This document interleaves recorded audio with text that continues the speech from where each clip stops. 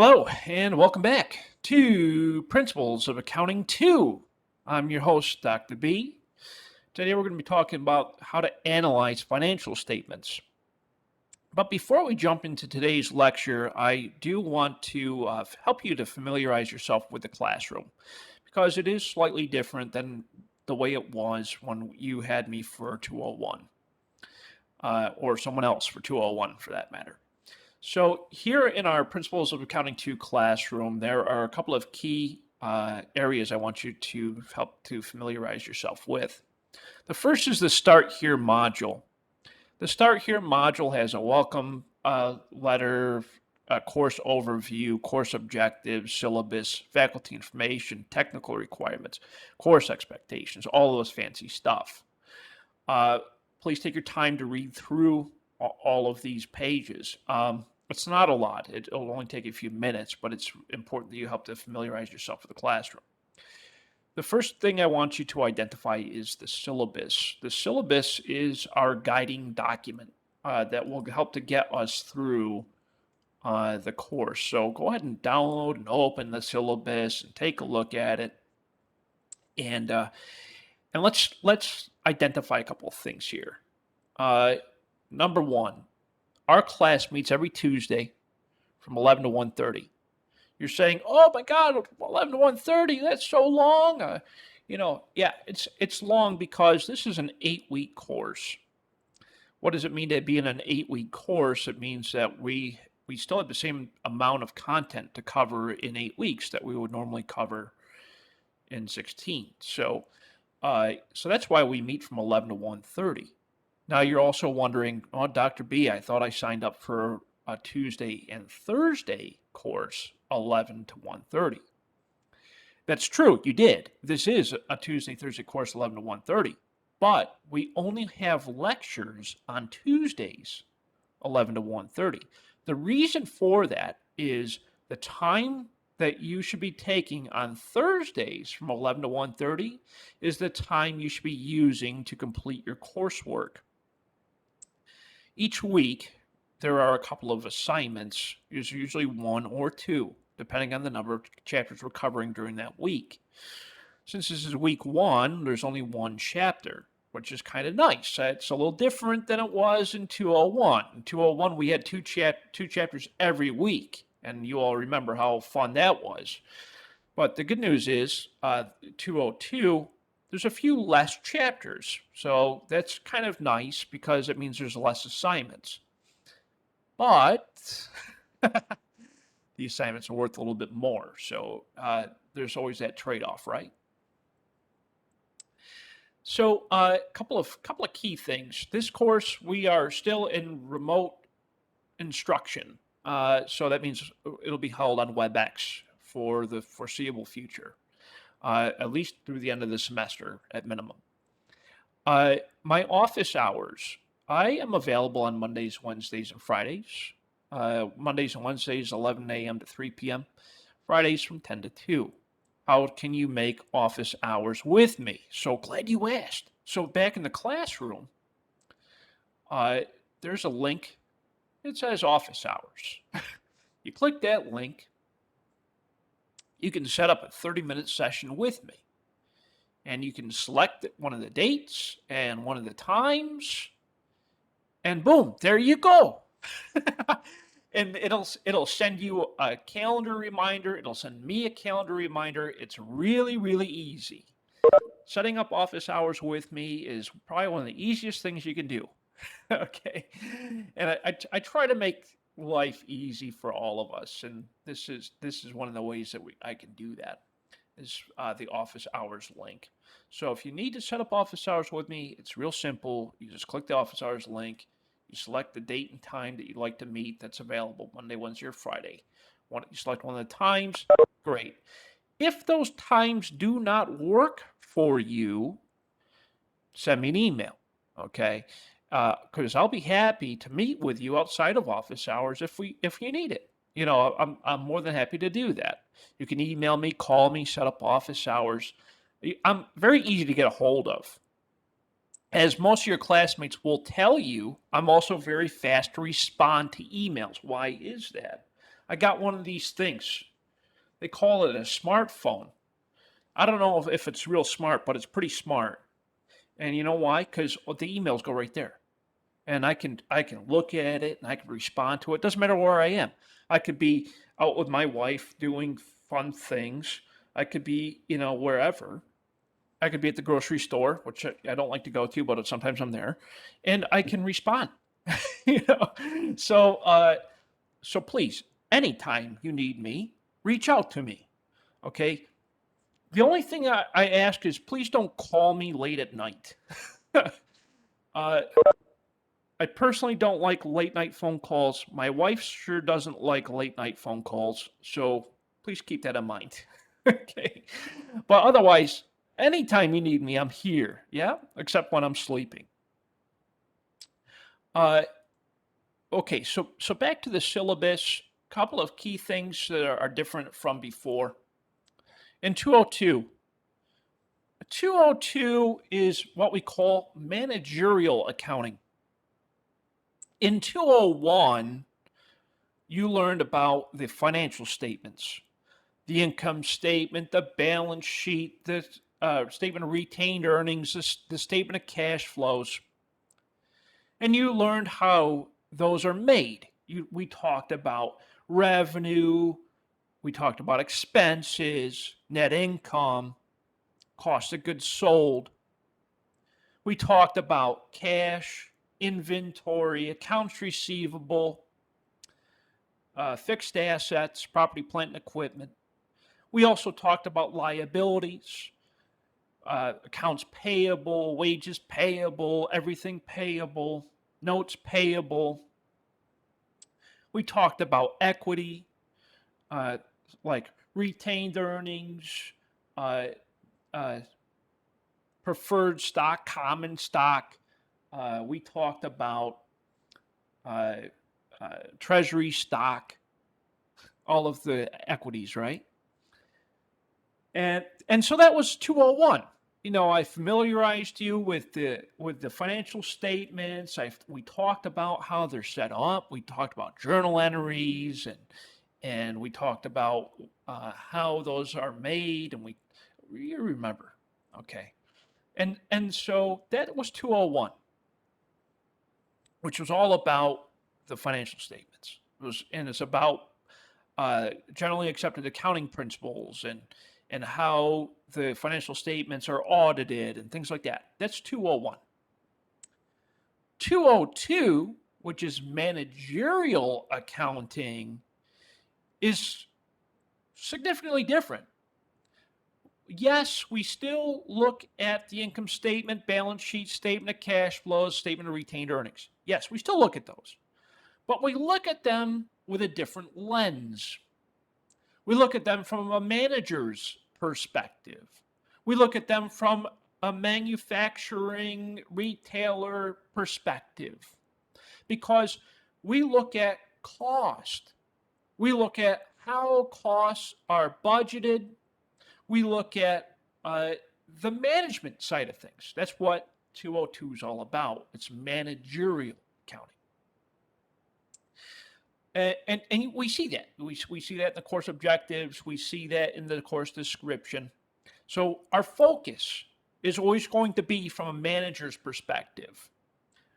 The perspective before was the end users, right? But in 202, it's us, the managers.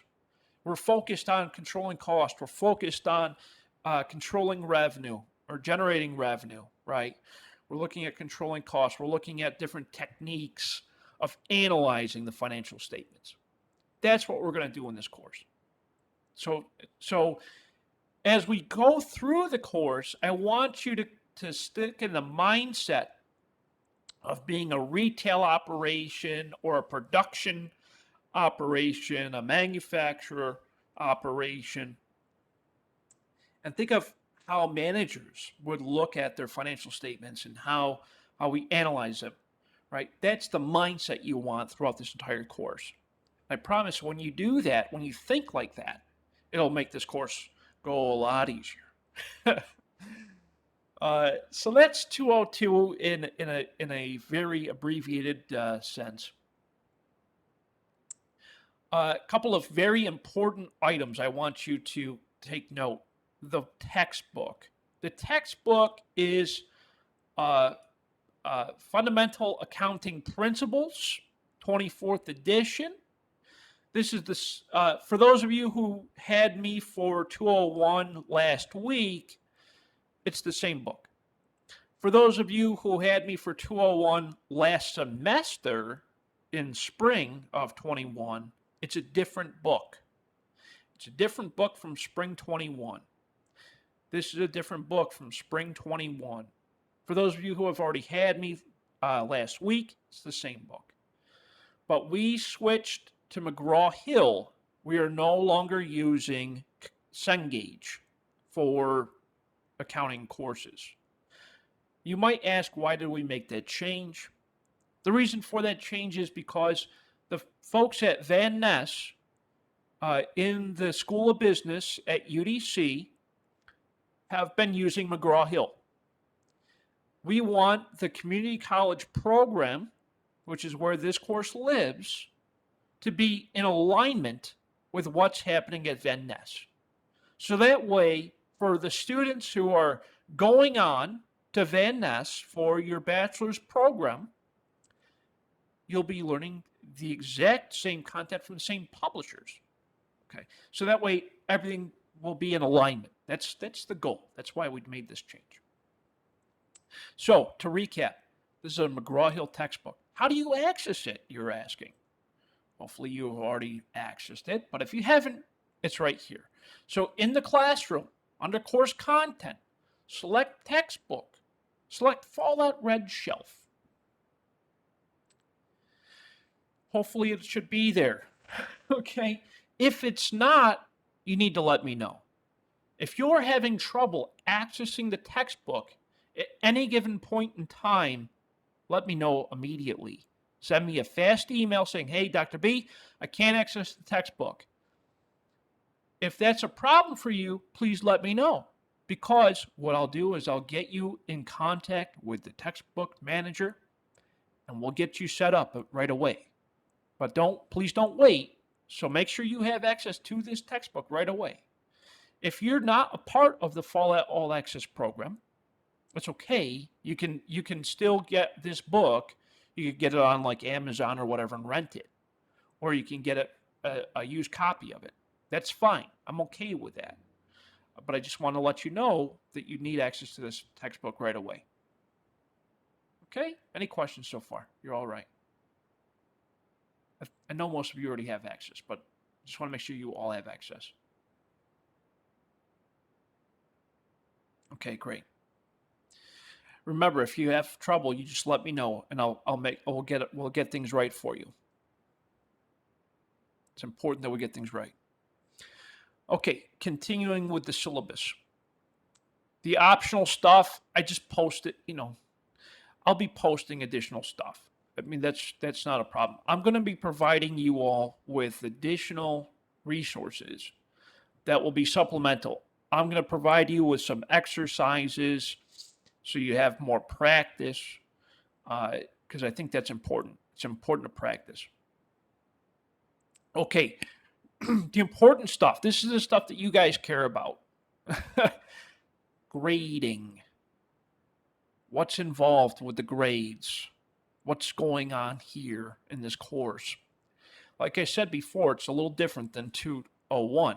In 202, we have a few less chapters. What does that mean? It means we have a few less assignments. What does that mean? It means that everything else is worth more because we have to have the same grading scale, right? So, key note. This is so important. Now, I know that you don't like discussion boards. How do I know you don't like them? Because some of you didn't do them in 201, which made me very frustrated, by the way. So, there's only 2 discussion boards in 202. Yay! Here's the bad news. Each discussion board is worth 10 points. That is 10% of your entire grade for this course. Yeah. Each discussion board is worth 10% of the entire grade for this course. That, my friend, is a full letter grade. Full letter grade if you miss one of these discussion boards. So, don't miss the discussion boards. You need to be actively participating in this course. Do not miss the discussion boards. Am I being very clear on that? You guys know not to miss it, right? Don't miss the discussion boards. So important, okay? By the way, the first discussion board is due this Sunday night. The first discussion board is due this Sunday night. It's on Chapter 17. Where do I find that, Dr. B? Okay, come on, come with me. In the classroom. The classroom is designed with 4 modules. Each module has 2 weeks. Each module has 2 weeks. Module 1 is weeks 1 and 2. 2 is 3 and 4. 3 is 5 and 6. And 4 is 7 and 8. We're in week 1. This is the second day of the course. In week 1, there's a discussion board assignment. Yes, of course, please introduce yourselves if you haven't already in the discussion and the introductions. The introductions is not graded, but it's important that we all get to know each other. What is graded is this one that says Chapter 17 discussion. Okay, it's on vertical and horizontal analysis. The question is for you to discuss the differences between vertical and horizontal analysis. Use outside resources, citations, and references in your discussion post. Each discussion post must, and I mean must, be full paragraph responses. A full paragraph is about 150 words, by the way. A full paragraph is about 150 words.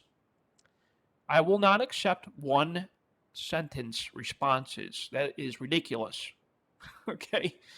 You can never answer a discussion in one sentence. Also, important to note, you need to respond to 2 or more of your classmates to earn full credit. And guess what? Those responses also need to be full paragraphs. No 1-sentence responses. No 2-sentence responses. No 3-sentence responses. These better be 5 sentences or more. 5 sentences or more is a full paragraph. Hopefully that's not new news to you all. 5 sentences is a full paragraph. Please include citations and references for your posts. Okay? Questions? You're all good so far? All right. I'll be in there. I'll be watching. And as always, if you have questions, just let me know. So 2 discussion boards throughout this course. The first one is due this Sunday night. The second one is not until Module 3, Chapter 24. So you got some time for that second one. There are 4 homework assignments with a total of 5 points each. That's a total of 20 possible points. Here's the good news. With homework assignments and quizzes, you have 2 attempts per homework assignment and 2 attempts per quiz. Yay! What does that mean? I will take the higher of the 2 grades for each homework assignment and each quiz. Please take advantage of that opportunity. It's very important that you do so because you want to earn the highest grades possible, yes? So, there are 4 homework assignments, 4 quizzes. Each one is worth 5 points each. Guess what? 5 points, that's half a letter grade. 5 points is half a letter grade. Don't miss 5 points. Don't miss any points. Listen, the only way you can fail this course is by not doing the work. If you don't do the work, you will fail this course. It's really that simple. If you do all of the work each week, you'll probably pass. Promise, you probably will. Okay, there's a chance you might not, but if you score real low on everything, you might not. But for the most part, if you do all of the work in this course, you'll probably pass. Okay, so just do all the work. There's a midterm exam. The midterm exam will be in the 4th week, and there is a final exam. The final exam will be in the 8th week, which is also week 16 for everyone else. So in the 4th week of the course, there'll be a midterm. In the 8th week of the course, there'll be a final exam. Good news is that there's nothing else going on during that week. I'm not going to have you do an assignment and a midterm or a final. That's ridiculous. Okay, I want you all to have that time. But so you need a C or higher to pass the course, which is very similar to your other courses in your business programs. So you need a C or higher to pass the course. What does that mean? You need a 70 or higher total points to pass the course. Let's take a quick look at the course layout, and then we'll jump into our discussions. For the first week, you have a discussion board. For the second week, you have Chapter 18 quiz, Chapter 19 homework. For week 3, you got Chapter 20 quiz, Chapter 21 homework. Week 4 is the midterm exam. The midterm exam will cover Chapter 17 through 21. Hopefully that's not surprising. 17 through 21 will be on the midterm. Week 5, you'll have Chapter 22 homework, Chapter 23 quiz. Week 6 is a Chapter 24 discussion board. Week 7 is a Chapter 25 homework, Chapter 26 quiz. And then week 8 will be the final exam. That'll bring us to mid-December, right? It's 8 weeks. Questions, comments, concerns? So on average, there's between 1 and 2 things to do each week is basically what I'm getting at. The important thing here is that you're on time with your submissions. Please be on time. Please be on time. Each assignment is due that respective Sunday night. At the end of each week, you'll have something that's due. At the end of each week, you'll have something that's due. So please be on time. For example, the Chapter 17 discussion board is due this Sunday night, the 24th of October. Please be on time. Thank you. Okay. So, any questions on the way the course is organized? You're all okay so far? Are you all still awake? Did I bore anyone yet? No, we're here. All right. Marina's used to me because it's organized the same way as it was in 201. Very similar pattern. Just a little different content. Okay, let's jump in it. We might even finish class early today. That'd be kind of nice, right? We're already 50 minutes in. So let's go ahead and jump into it, yeah? And this session is still being recorded, so if you ever have any comments, questions, or concerns, everything will be posted, and we'll have the opportunity to talk. Thank you, Kovis. Appreciate you. Okay, let's rock and roll, shall we? The audio's okay? It's not going in and out? Yes, it's It's good. good. Great. Thank you so much. Appreciate the feedback. You all can see the screen. Everything seems to be working, so let's go ahead and get started. Now, Chapter 17 discusses how to analyze financial statements. Some of you may have already gone through this partially before in Accounting 201. This Accounting 202, I want you to think of it as like a continuation of 201. But the difference is we're looking at things from a manager's perspective. So managers commonly need to understand how to analyze their financial statements. The importance of analyzing a financial statement is to understand how well the business is performing.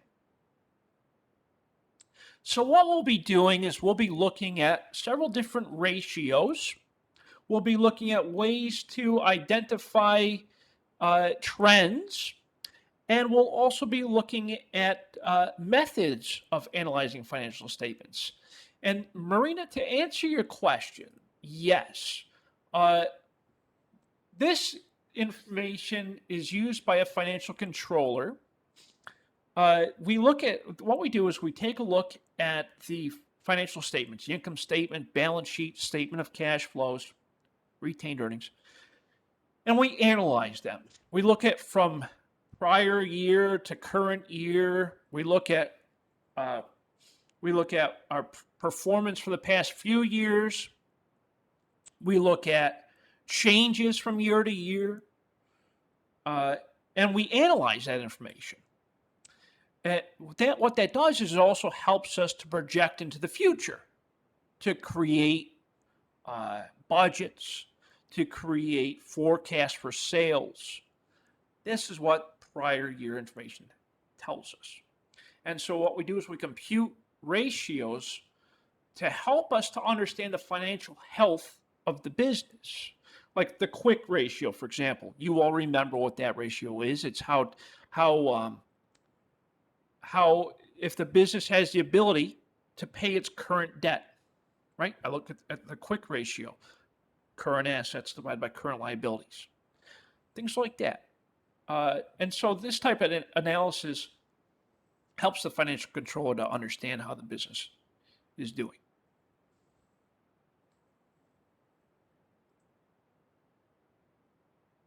Thank you for the question. That's an excellent question. So let's take a look at why we analyze information.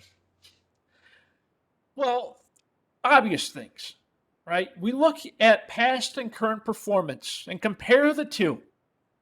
We look at the current financial position. How financially healthy is the company? And we also use this information to look at future performance and risk. We do that by creating budgets, forecasts, and we also look at the trends. The trends tell us a lot of what's happening in the future. We look at the past to inform us of the future, right? I mean, that's how we know what's happening tomorrow, is we looked at what happened yesterday, right? That's how forecasting basically works, is we look at the past to inform the future.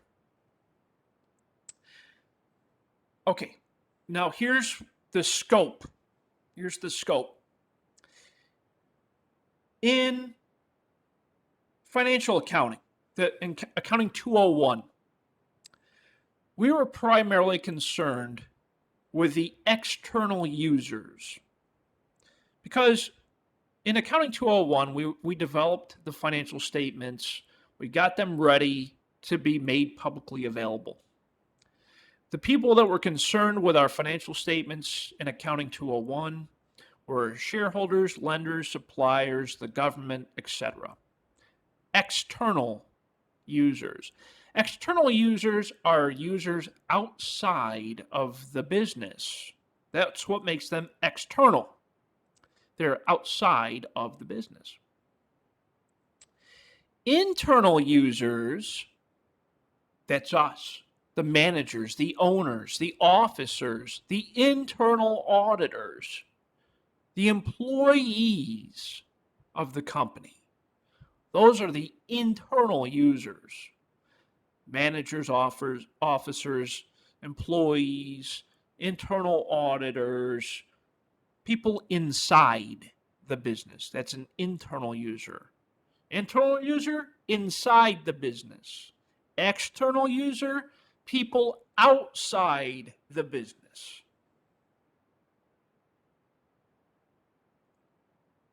Okay. Excellent, excellent, excellent. Let's keep going.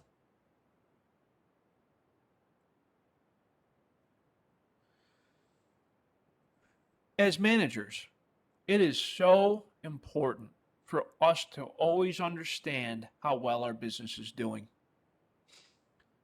or how not well it's doing, so we can make corrections to get the business back on track, right?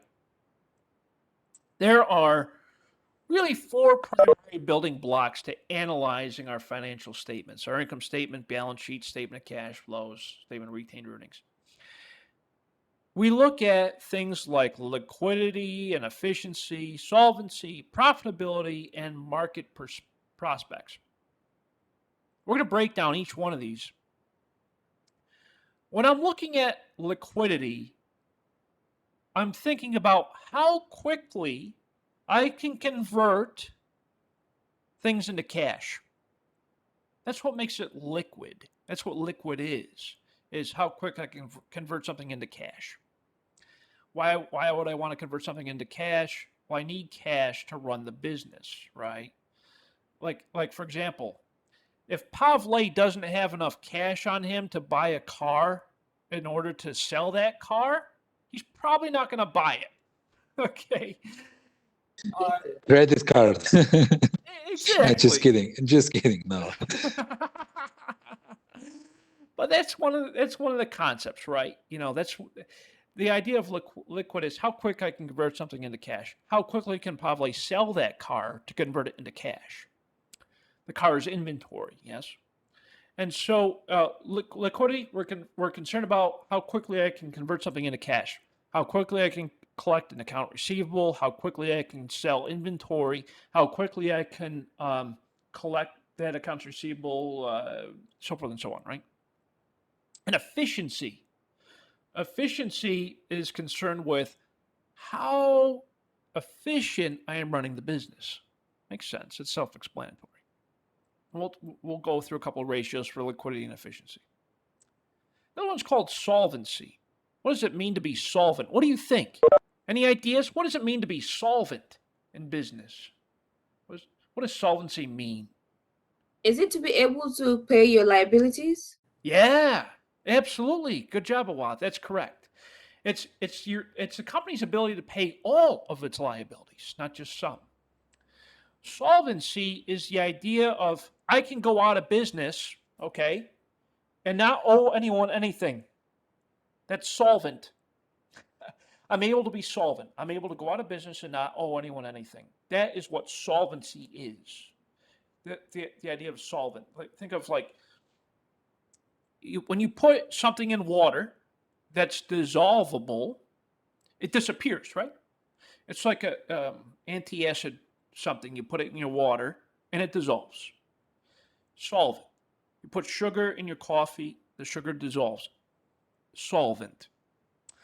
Solvency is the ability for the liabilities to essentially go away with the use of your assets. When your total assets equals your total liabilities, you're solvent. Yeah. And we'll talk more about solvency. There's a bunch of ratios we can look at. Profitability. Hopefully this one's self-explanatory. With profitability, we're looking at how the business generates profit. And what do they do with that profit, right? That's profitability. Profit is my gross revenue minus my cost of goods sold. Revenue minus cost of goods sold equals gross profit minus my expenses equals net income. That's on the income statement, of course, as you know. But we look at that from a perspective of profitability. How well is the company making a profit? What are we doing with that profit? And we'll look at the ratios for that. And then the fourth one is market prospects. This one's a little bit more interesting. It's a little bit more intuitive. From the perspective of markets, I'm looking at things like, can I pay my investors a dividend? Market prospect, right? Can I pay my investors a dividend? What is my earnings per share of stock, right? Earnings per share. These are market prospects, and we'll talk a little bit about that. We're not going to dive too deep because this isn't a finance class, it's an accounting class. But we need information to analyze the business. What kind of information do we need? income statement, balance sheet, statement of stockholders' equity, statement of cash flows, and the notes. The notes, as you hopefully recall, are the notes that are associated with the income statement, balance sheet, statement of stockholders' equity, statement of cash flows. The notes tell us what the transactions were for, right? It's like, oh, why did I debit cash and why did I credit sales? Well, obviously I sold something, right? But usually there's a note for that. Who did I sell it to? The notes to the financial statements, very important. But I need all that information to analyze the business. Right? If I don't have an income statement, I don't know what to analyze. I don't know what I'm looking for. How can I tell if my business is profitable if I don't have an income statement? You can't, because you don't know what your sales were, you don't know what your expenses were. So that's why it's important that we gather all that information first before we do any analysis. So let's take a look at what do we need to do to analyze information? How do we do it? What do we look at? Right? I mean, it's good to know, right? What were my trends from year to year? Yeah, that's important. But it's also important to know how my company is doing comparing to my competitors, to other companies, to the industry. How do I do that? Well, I take my financial statements and I look at what my performance is in comparison to my competitors, the industry, and other guidelines in our company. We can get this information. It's on the internet. It's very easy to get it. So, for example, let's say Pavle is in the car sales business. Just throwing that out there. And Pavle wants to understand what his performance is in comparison to other car sales in the industry. So what he'll do is he'll go online, he'll go onto Google or whatever his favorite search engine website is, and he'll type in car sales industry performance 2021 or 2020. And he'll look at the ratio. It'll say, 1.4, 1.7, or whatever. It'll give him a number. And he'll say, okay, that's how the industry is performing. And then what about my competitors? Well, it depends who your competitors are. A lot of times you can't get your competitors' financial information, especially if they're not publicly traded. But if it's a public company that's sold, where shares are bought and sold on the exchanges, you can get that information. And so what we do is we compare what our performance is to these. And what that does is it gives us an idea of how well we're doing. Hint, hint, this slide will help you for your discussion that is due Sunday night. Hint, hint, this slide will help you with your discussion that is due Sunday night. Don't just use this, though. You need to also use external information that you find on the internet and that you find on your textbook and all that good stuff. Okay. What are our tools? How do I look at my performance over time? How do I look at my performance over time? Okay, so there's a couple of methods. The first is called the horizontal analysis. The horizontal analysis allows me to compare my financial performance from year to year, month to month, quarter to quarter. Okay. I can look at my performance in 2020 and compare that to 2019 and 2018. How do I do that?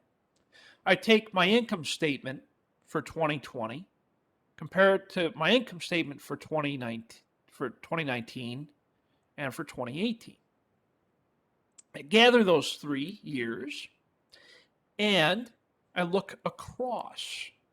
That's why we call it horizontal analysis. For example, let's say my sales for 2020 was $2 million. And my sales for 2019 was $1.8 million. My sales for 2018 was $1.4 million. I can look at my sales amount for each year of those 3 years and figure out what the percentage of growth was by computing the percent change. Percent change is computed by taking the newest year minus the older year divided by the older year times 100. What that does is it gives you the percent change. And I'll show you, I'll show you what that looks like. But it's the newest year information, newest month, whatever you're comparing it to. Sorry, Professor, just quick question. Sorry that I interrupt. That's okay. But so we need to have like 3 years. What if we just start the business? If you just started the business, you won't have that information. But you could look at month to month. So let's say, Pavle, for example, we're in October right now. So let's take a look at September. So September, we'll say we had $100 in sales. Okay, that's September. Sorry, my handwriting is god awful. This is why I don't do this much. September, my sales was $100. The previous month, August, my sales was $80. Okay. To figure out the percent change, I take the newest amount minus the oldest amount, or the previous amount, I should say, divided by the previous amount. So it'll be 100 minus 80 is 20. Divided by 80. Why divide by 80? Because that's the older amount. Gives me my percent change. So 20 divided by 80 is 25. Well, 0.25, right? You multiply that by 100, that's 25%. And that's how you would compute the horizontal analysis. Is you're looking at the newest information that you have available, whether that's a month, a year, a quarter, whatever, right? We look at the previous month, year, quarter, and we look at the change. That's what horizontal analysis is. We're looking at the change over time. And the easiest way to do that is to compute the percent change. Percent change, we take the newest information minus the slightly older information divided by the slightly older information. Make sense? So, Professor, in this case, 80 is the oldest? Yes. Yep. Okay. So we have September, which is 100. We have August, which is the month before. Oh, okay. So 80 would be the oldest in this case because I only have the 2 months worth of data. Okay, see. And it's always the newer in comparison to the slightly older. Good question. Yep. So new minus old divided by old times 100. New minus old divided by old, and then you take that amount times 100 to get your percent change. Great questions. So to answer your question, Pavle, if it's a newer company and you don't have any previous years worth of information, just take the previous months, and that'll be the way to do it. And then when you have a full year of data, then you can do year to year. Excellent question. Thank you so much. The next way we analyze this information is called through vertical analysis. Okay, horizontal is horizontal from left to right, right to left. That's horizontal. That's the horizon line. Yeah. That's why they call it horizontal. It's literally called the horizon line, horizontal analysis. I'm looking at across time. But what if I'm interested in understanding the financial condition based off of the current performance? The current performance. I would do this thing called a vertical analysis.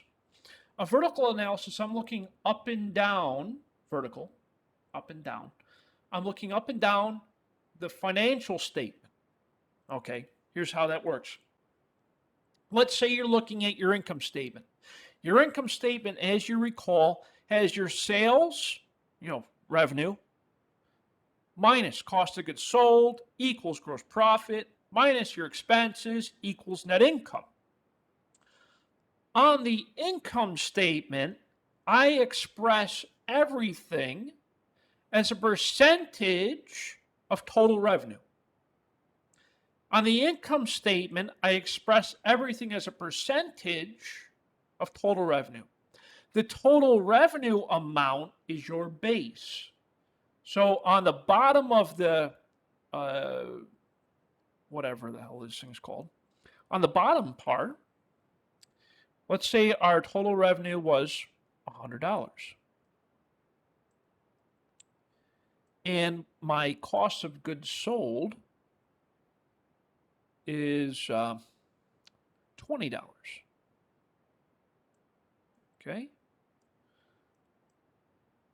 The percentage of total revenue for my cost of goods sold is 20 over 100. That's 20%. Everyone sees how we got there.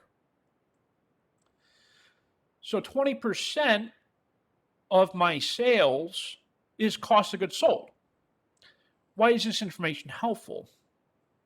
I can look at previous months, previous years, and say, hey, my percentage of cost, my cost of goods sold percentage went up or down. Why did that happen? Right? Or what's causing these changes? Maybe my prices are higher or lower or whatever. But managers look at this type of information, these trends, to really understand the performance of the business. So on the income statement, we do everything as a percentage of total revenue. On the balance sheet, we express everything as a percentage of total assets. And on the statement of cash flows, we express everything as a percentage of net income.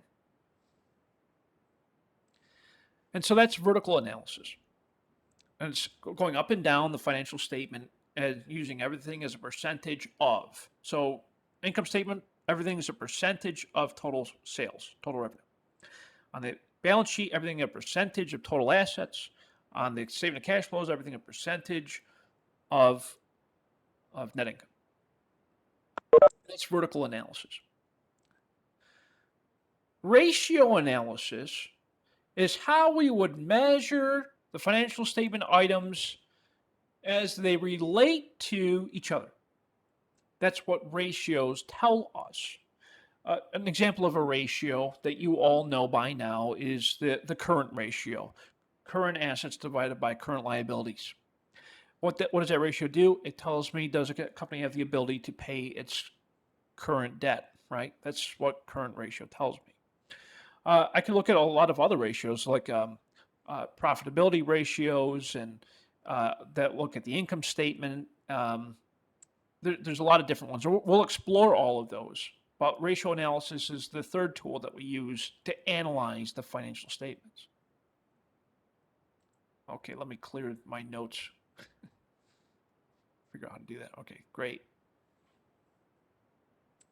So looking at the horizontal analysis, again, we're looking at information across time. So I'm comparing this month to the previous month to the previous month, or this year to the previous year to the previous year, or a quarter, right? I'm looking at the changes across time. So I'm looking at how did my sales change from month to month? How did my expenses change from month to month? How did my net income change month to month? My assets, my liabilities, my cash flows month to month. Now remember, when you're computing the horizontal analysis, you take the newest information minus the previous information divided by the previous information times 100 to get your percent change.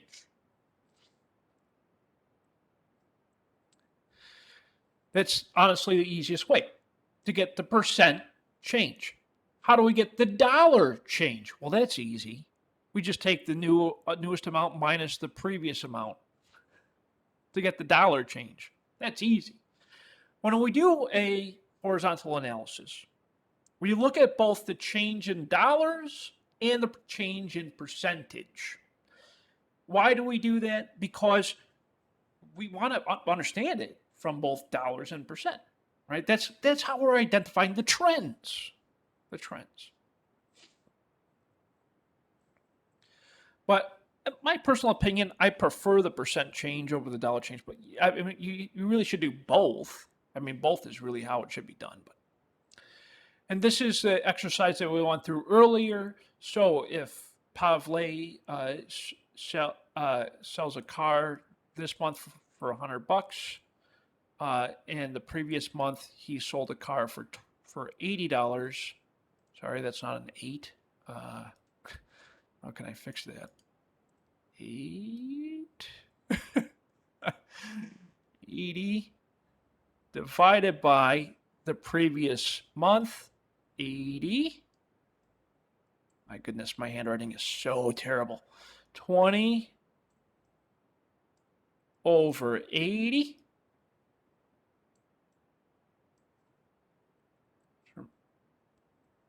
20 over 80. 25%. Well, technically it's 0.25. Multiply that by 100. That's 25%. Make sense? Yes. Yes. Yes, it makes sense. Okay, cool. Very good, very good, very good. Yeah, so percent change.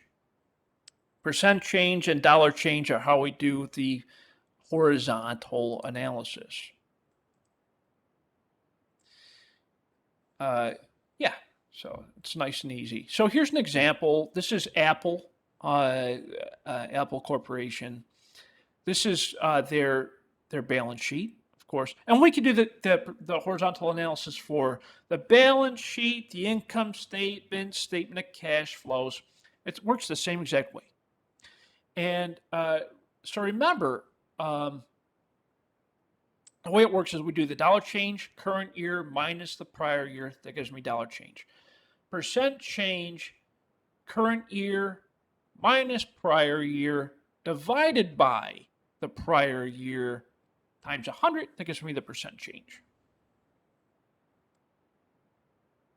And that's the balance sheet. We can do the same exact thing for the income statement. Current year minus prior year gives me dollar change. Percent change is current year minus prior year divided by the prior year times 100 to give me the percent change. And that is the horizontal analysis. What about the trend analysis? So we talked about the horizontal analysis. Let's look at the trend. The trend analysis helps us to identify patterns in the data across accounting periods. This helps me to identify the percent changes across the accounting periods. Why is this important? Based off of the trend, I can then project outward to see what it might be next month or what it might be next year, right? Based off of what happened in prior years. That's why when we analyze financial statements, we look backward in order to look forward.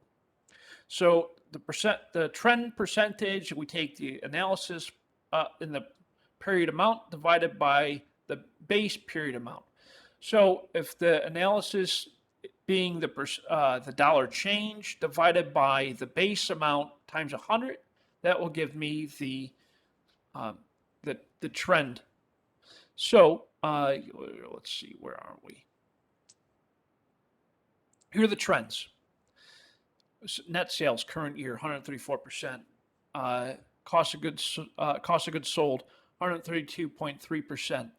Operating expenses 175.4%. Where are we getting this information from? You might be asking. Go ahead. If you look up, and we're doing the comparison from year to year, 229,234 minus 215,639 divided by 215,639 gets me my percent change in net sales. Percent change in net sales, of course, that is or you do the dollar change divided by the previous dollar to get, we're gonna end up with 134.1%. Now, but it's based off of the base year. The base year, and this for trend analysis, we base everything off of the oldest data. So the base year in this case is year 4. So what we do is we take current year minus the base year divided by the base year to get the percent change. That's why we call it trend analysis. It looks over the period. So the base is going to be the oldest amount. And what does that information look like graphically? We can analyze it graphically, and we can help us to identify the trends.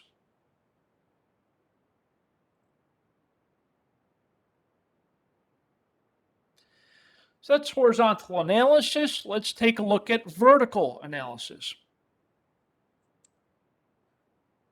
Oftentimes, vertical analysis is oftentimes called the common-sized financial statements. Common-sized financial statements. That is another term for vertical analysis. Common-sized financial statements. What this tells us is we are using a base percentage or base amount from each financial statement in order to compare our performance with other companies, regardless of how much their sales are. Here's an example. Let's say you work for Marriott Hotels and you want to know what Marriott's performance is in comparison to Choice Hotels. Okay? How do we do that? Because Choice Hotels and Marriott Hotels, their information is going to obviously be different. They have different sales amounts, different expenses. They got different pretty much everything, right? How do we make them what we call common size in order to compare them? We look at their financial statements expressed as a percentage based off of their base amounts. For example, looking at the income statement, we know that the base amount is total revenue. We take the total revenue for Marriott Hotels as being the base. We divide that by whatever, right? The cost of goods sold, total sale, cost of goods sold, or total expenses, whatever. Or we'll say it's net income divided by total sales, total revenue, times 100. That'll give me the percentage of my net income for that year for that company. I would take that percentage and compare it to the percentage from the competing company. In this case, Choice Hotels. So Marriott Hotels, we got their net income percentage. We're going to compare that percentage, the percentage that we're going to calculate from Choice Hotels information, and compare the two. That's what we call common size financial statements. Although their sales are significantly different, we can still compare the two companies this way. So, when you look at the balance sheet, we express everything as a percentage of total assets. When you look at the income statement, we express everything as a percentage of total revenue.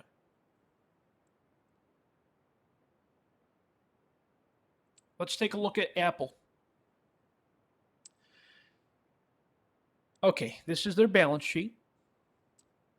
Now you'll see, and we do it for each year. It's remember it's vertical.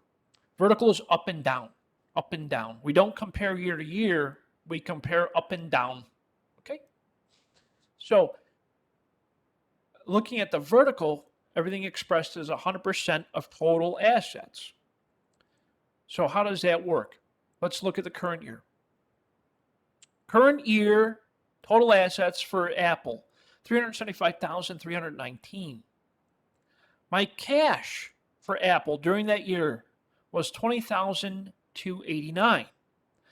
What I do is I take $20,289 divided by $375,319 gets me 5.4%. It's 0.054. Multiply that by 100, 5.4%. And I do that for each item. Short-term marketable securities, $53,892, divided by total assets, $375,319, is 14.4%. So forth and so on. $17,874 accounts receivable, divided by total assets, $375,319, 4.8%. So forth and so on. I do that with every line item. Okay? Every line item, the whole way through. Now, how do you know if you did it right or wrong? That part's easy. Remember the accounting equation.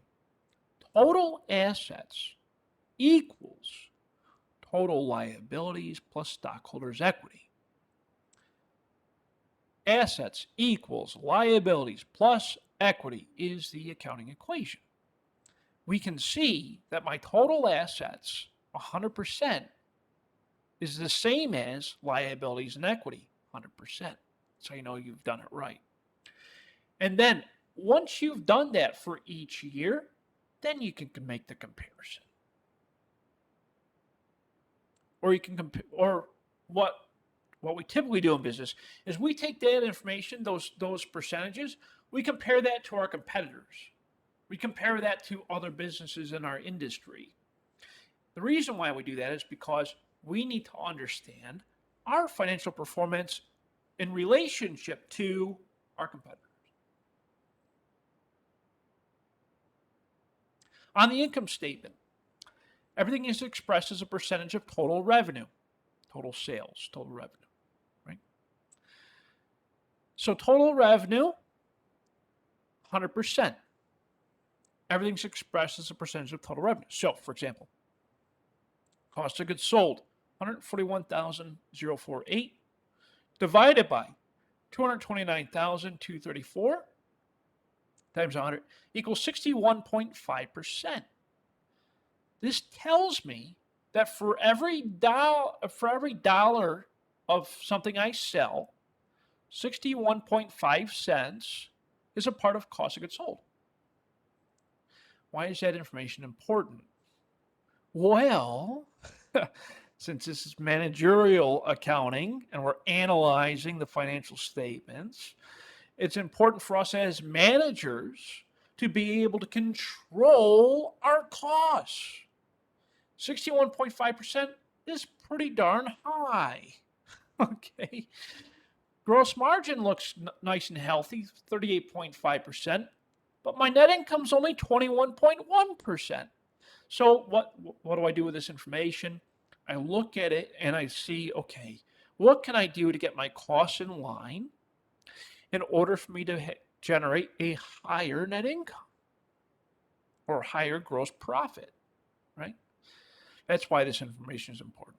And then when we look at it from year to year and see, and that tells us our trends. Are we heading in the right direction or wrong direction? Based off of this change, I say we're heading in the wrong direction. Why is that? Gross margin is lower, net income is lower. That tells me that we're not doing as well as we did in the prior year. Why is that? Well, it looks like our research and development expenses is higher. Our selling administrative expenses are higher. So we have higher expenses. We had better sales, but our expenses went up. And so because of that, it doesn't look like we're doing as well. But you see how quickly I did that, right? How quickly I did that analysis. And you doing the vertical analysis, horizontal analysis, I can quickly identify the changes and make an assessment. I'm assessing the financial health of the company by doing this. And as a manager, I can make changes. I could say, oh man, maybe we need to spend less in selling administrative expenses, or we need to do something else. We need to change these. Because my net income is going down. I don't like that. I need to sell more. I need to cut costs, right? That's, as a manager, these are the things I think about. I look at my net income went down. How did that happen? It dropped 0.1%. That doesn't sound like a lot, but when you're talking about millions of dollars, it is a lot. So, it helps you as a manager to really process the information and really think about the changes. And it helps you to make adjustments based off of what you're seeing in those changes. That's why it's important that we do these types of analysis to our financial statements. And graphically, what does it look like graphically? This, when you convert the data from your Excel sheet or from, your QuickBooks or whatever you're getting the information from, when you put it in a graphic, it helps you to identify like where the most of your cost is coming from. For example, 61.5% of our total cost is coming from cost of goods sold. That's a lot. Why is it so high? So it makes you kind of think about that, right? And it'll help you become more efficient when it comes to managing your costs, which is what a lot of this course is about. So it's interesting. It's very interesting. Now, we talked about horizontal analysis. We talked about vertical analysis. Now, the fun part. I know you guys love ratios. You've all told me so much how much you like them. You're like, Dr. B, I love ratios. It's like my favorite thing to do is compute ratios. Said no one ever. But we're going to talk about the ratios. We're going to compute them, talk about what they mean, and how you as a manager can use them for your business to better understand your overall performance. And just as we talked about earlier, we're going to look at liquidity and efficiency, solvency, profitability, and the market prospects. There are ratios for all of these. In fact, there's a ton of ratios. There are more ratios than we need. But each ratio is unique. It tells us specific information as it relates to something like liquidity or solvency or profitability or market prospects. As we talked about earlier, the idea of liquidity is how quickly I can convert something into cash. Something into cash. How quickly can I convert something into cash? How quickly can I sell my inventory? Convert it into cash. How quickly can I collect from my customers' accounts receivable and turn it into cash? Very important that we understand how quickly we can convert things into cash. Why is that? Every business needs cash to operate. You need cash to invest, to purchase more inventory. Like Pavle, for example, you probably ain't going to go over to the car dealership and not have cash. Because your business is buying and selling cars. You're not going to go to the auction block and say, oh, I don't have the cash. they're going to throw you out. But it's important to understand when you sell that car to your customer, how quick you're going to get that cash. So that way you can take that cash and buy another car, and then sell that car and get more cash, and then buy another one, and then sell it, and then buy another one, and sell it. How quickly are you turning your inventory over? How long is that inventory sitting on your lot to be sold, right? So these are the types of things we look at. Working capital. Oh my goodness, probably one of the most important formulas to understand in business. Really, it really, really is. Okay, working capital is current assets minus current liabilities. Current assets minus current liabilities is working capital. Probably the most important ratio formula to understand. Why? Because working capital is what we use in order to operate the business and to continue to make investments into the business. With working capital, I can purchase more property, plant, and equipment. With working capital, I can purchase more inventory. With working capital, I can continue to operate the business. So current assets minus current liabilities equals working capital. Very, very good formula ratio to know. What about a current ratio?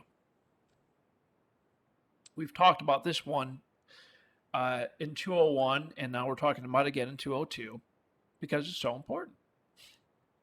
The current ratio. The current ratio is where we take our current assets divided by our current liabilities. What does this information tell us? It tells me how quickly I can pay my current liabilities. And it tells me my ability to pay my current liabilities. Greater than 1, very good. 1, okay. Less than 1, you're still doing all right, but it's better to have it 1 or higher. Less than 0, meaning negative. Negative is not good. If this number is negative for your company, that's not good. That means you can't pay your current debt. So we got to fix that. That's why these ratios are very important.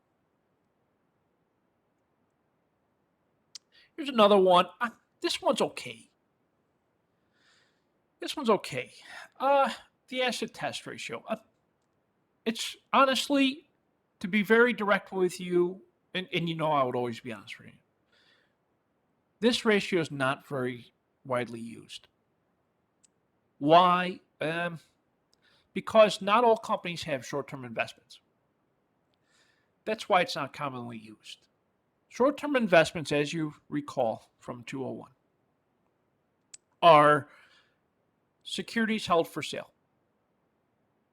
Securities held for sale. Stocks, bonds, other investments that your company made and you plan to sell it. And you're holding it for short term. 30 days, 60 days, 90 days, 120, 180, less than a year, right? And you plan to sell those stocks, bonds, whatever, within that 1 year. That's a short-term investment. Why do companies do that, you might ask? Well, in order to generate more revenue, more cash.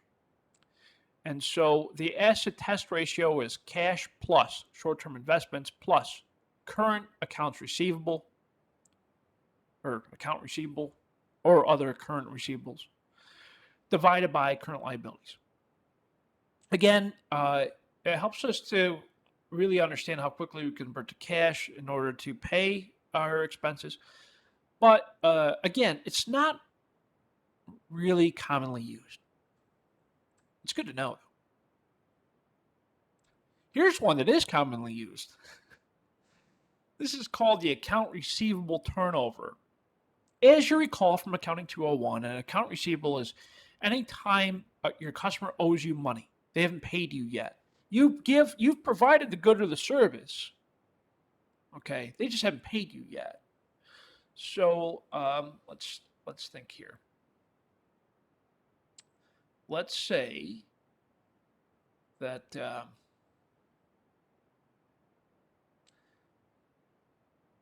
let's say that Courtney made a sale. Okay, she made a sale to her customer, and her customer said, "Hey, you know what, Courtney? I'll pay you in 30 days from now." And you're like, "Well, okay, I'll make an agreement with you. You'll pay me in 30 days." That's what creates an account receivable. Courtney provided the good or the service to her customer, but she hasn't been paid yet. Her customer didn't pay her yet. Courtney provided the good or service. That's what creates an account receivable. Okay? And we can take an average of that account receivable to understand how quickly Courtney going to get paid. Okay? It gives us an average of how quickly Courtney will receive her cash from her customers for her account receivable sales. So she takes her net sales divided by the average account receivable. How do you find the average account receivable, you're asking? We take the beginning balance of account receivable for the year plus the ending balance account receivable for the year divided by 2. That's what gives us the average. Make sense?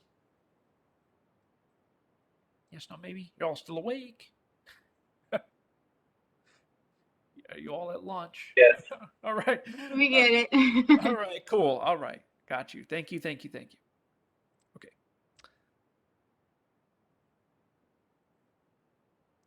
Inventory turnover. Pavle, this is probably like one of the most important ones for you, my friend. Here's why.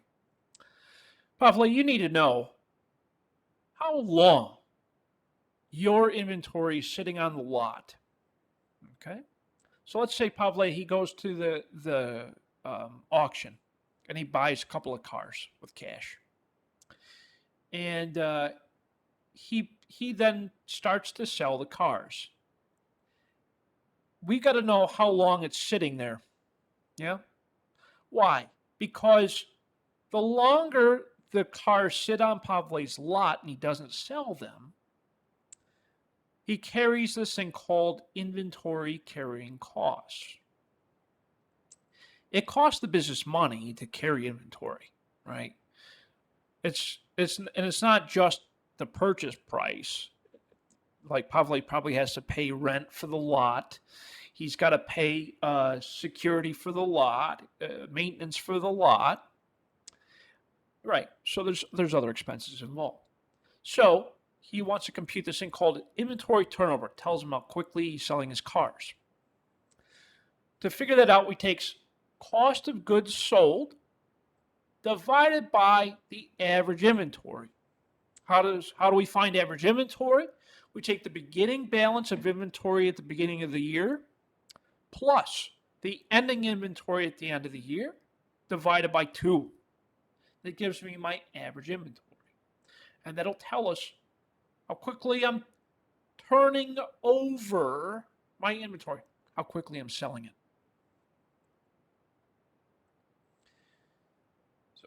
That's a very good ratio to know.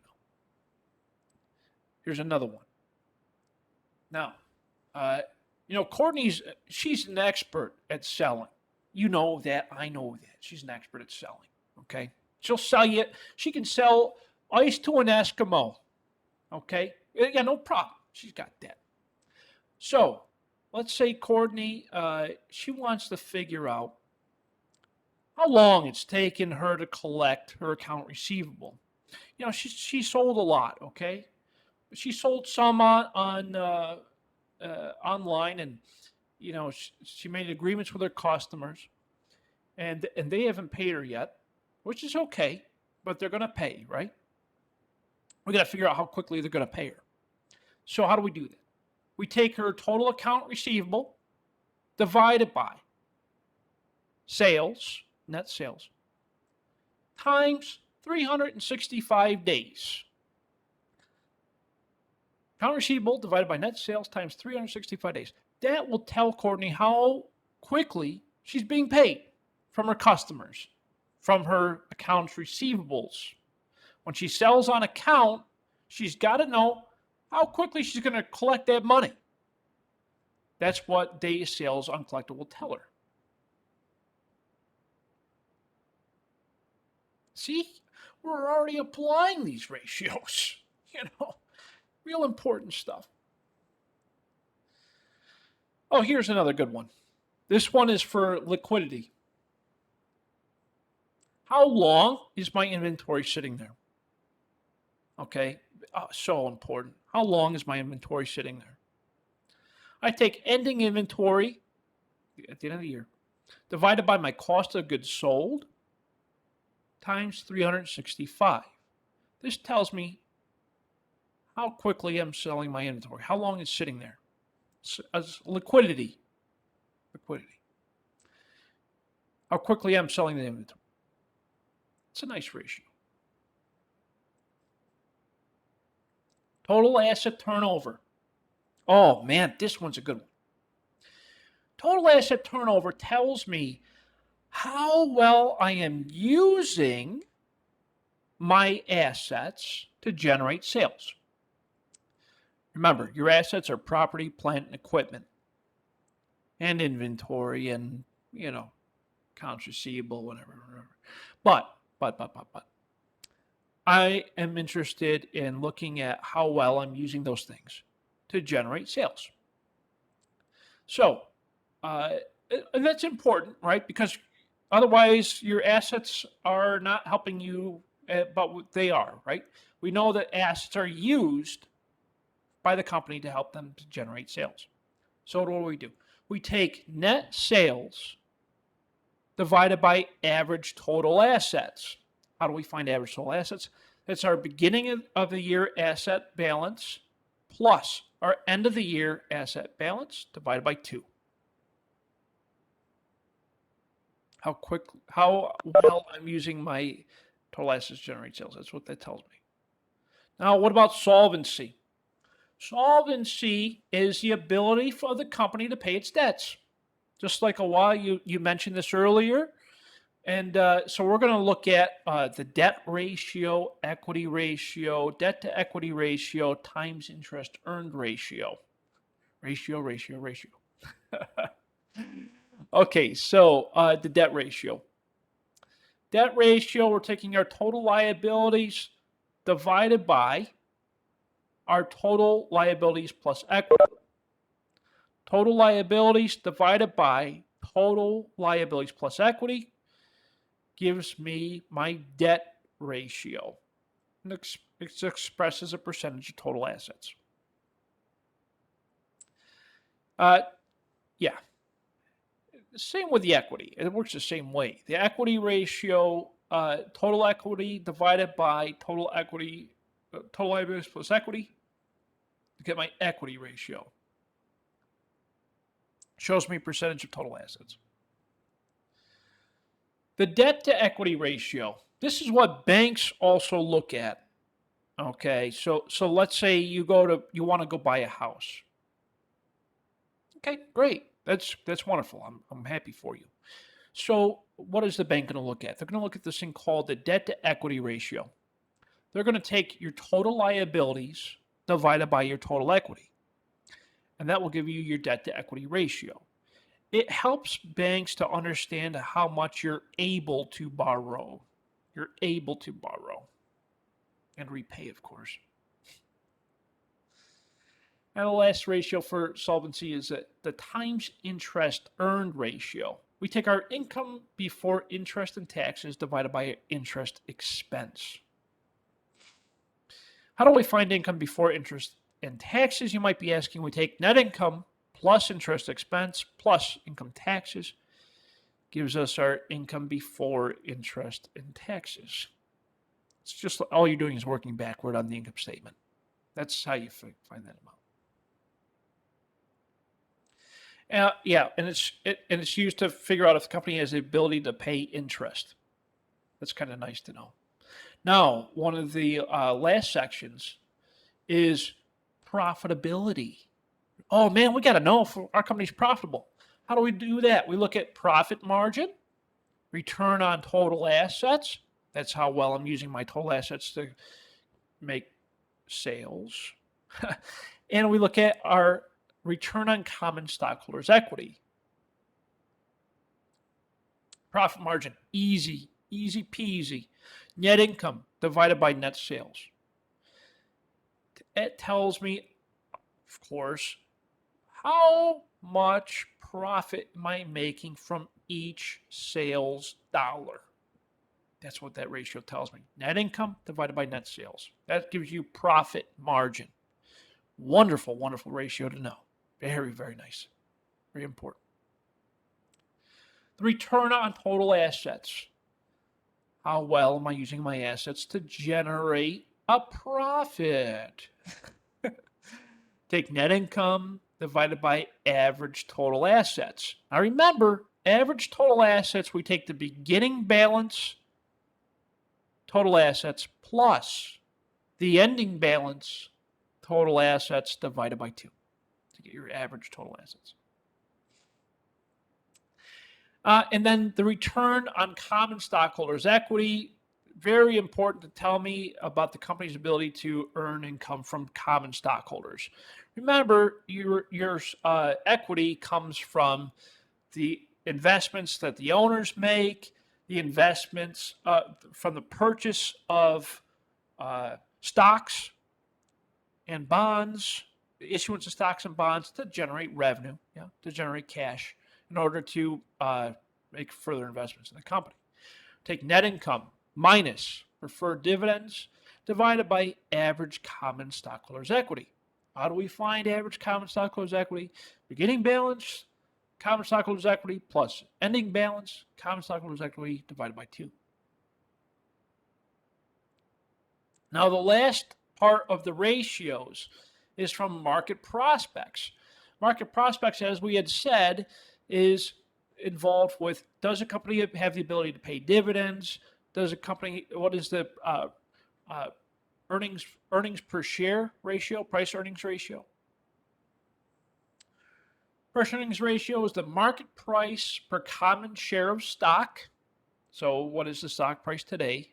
Divided by the earnings per share.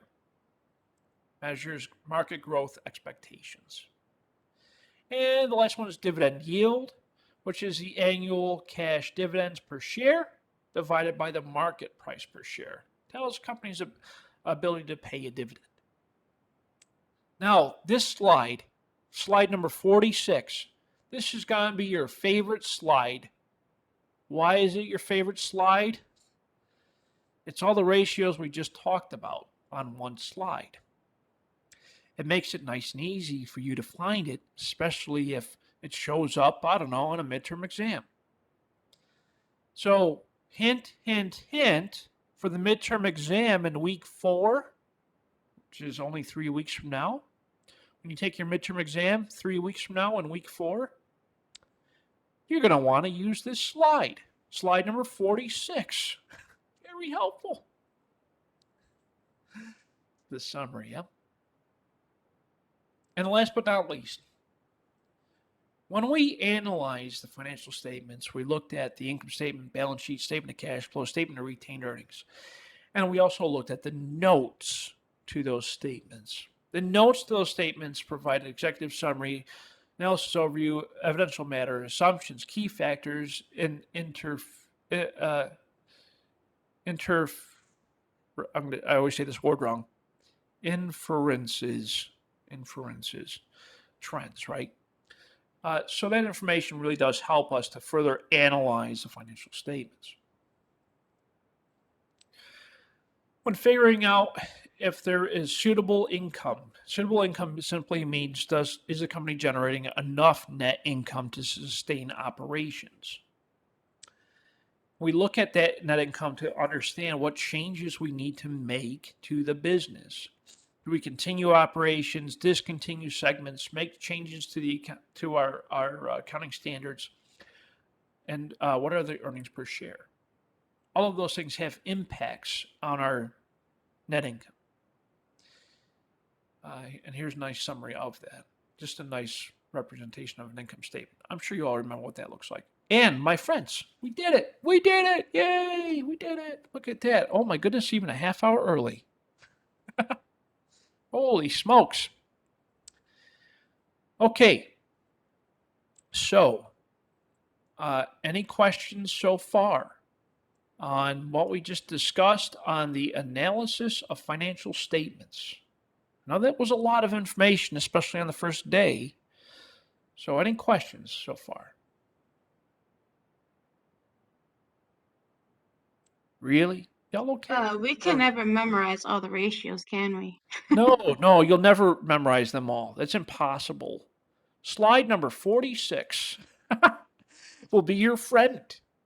Yeah, no, there's way too many ratios. There are, and this is just a few, by the way. There's way more ratios than this. So no, it's impossible to memorize them all. You can remember a few, but no, you won't remember all of these. So that's why this slide number 46 is very important. Yeah, very true. Any comments, questions, concerns?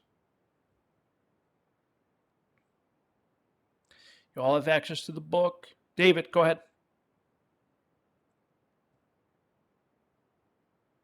David, are you there? David? I'm sorry, sir. I think I missed you in the...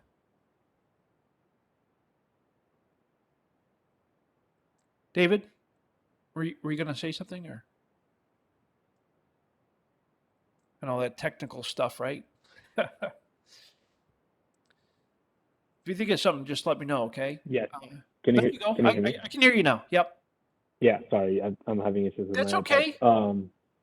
But what I was going to ask is, when you do a vertical analysis, it looks like essentially you end up doing a horizontal analysis at some point because you're still trying to compare it to other time periods, right? Like just looking at your data from 1 year doesn't really give you too much information. It just That's kind of right. gives you an idea of what's happening. Exactly. And you're absolutely right, David. So ideally, you'd want to do both at some point. First thing I would typically do is I would, if you only have 1 year's worth of data, like if it's a brand new company, you just got off and running, the first thing you want to do is is going to be the vertical analysis. And then once you have a couple of months worth of data, I would do the horizontal analysis. And you can compare month to month. You can compare month to month, year to year, quarter to quarter. You could even really you could do that with a horizontal as well, or I'm sorry, with a vertical as well. But the difference there is that you'll have to manually look at those changes. So if we go back to our example for Apple, and is this one vertical or horizontal? That's horizontal. Let me pull the vertical one. For Apple on the balance sheet, you can see here that you could do it for each year. The nice thing is when you do it for each year, you can still draw that inference, that difference between year to year. You can still do it that way, but it's not. It's really not designed to do that. It's really designed just to tell you what the percentages are for each year independently. But you could do it for year to year and then manually identify those changes. So yeah, it is possible, but it's a little bit more. A little bit more to it. Excellent question. Anything else? Any other comments, questions, or concerns as we talked about financial statement analysis? You're all good. Okay. Now, as a reminder in the classroom, please make sure in the classroom regularly. Try to be in the classroom every few days at minimum. Yeah. I'm in here every day because I'm usually responding to questions. But I want you to, again, familiarize yourself with the classroom, the way everything's laid out. Make sure you have access to your textbook. So important that you get that right away. Why is that? Because you're going to need it. We meet every Tuesday here on WebEx. The link is there. Just click on that. It'll bring you right to the classroom. But don't worry, I'll also be reminding you. It's the same link. You don't have to worry about it changing. We have tutoring available with Professor Remy. And then also you have me, office hours. You can email me, call me, set up office hours with me. All of my information is right here in the syllabus toward the very top. But in case you didn't want to look there, it's also here under faculty information. Nice and easy. I'm always quick to respond to emails. I'm always happy to talk to you in office hours. Whatever it takes, I'm here for you 100% of the time. And then what is due this Sunday night, you might be wondering. The Chapter 17 discussion board is due this Sunday night. Now remember,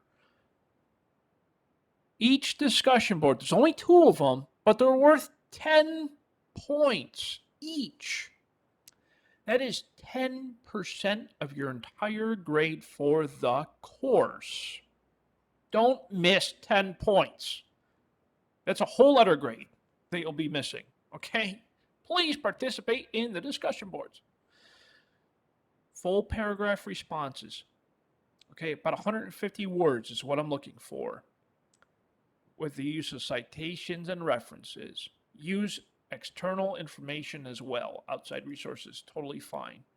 And your textbook, totally fine. And the lecture, totally fine.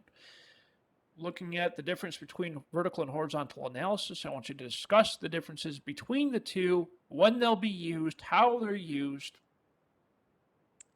Once you do your original post with your citations and references, then I want you to respond to 2 or more of your classmates with full paragraph responses. If you make those 3 posts and they're full paragraphs and they're well written, and if they're what we're looking for, you'll earn full credit. Hopefully that's very straightforward. That's due this Sunday night. My recommendation is to start today. Try to make life easy for you. Do things early. Comments, questions, or concerns? Okay. First of all, thank you all so very much for your time today. I sincerely appreciate all of the work that you're all doing. I'm glad to see all of you again in a class with me. That's very wonderful. I sincerely do appreciate that. I'm looking forward to a wonderful rest of our semester together. And as always, if you need anything, you can call me, set up office hours, email. All of those things are available to you. And I want you to do these things. Stay safe. Wash your hands and do the right things. Thank you all so much for your time today. Appreciate all of you. Have a wonderful rest of your day. Thank you so much.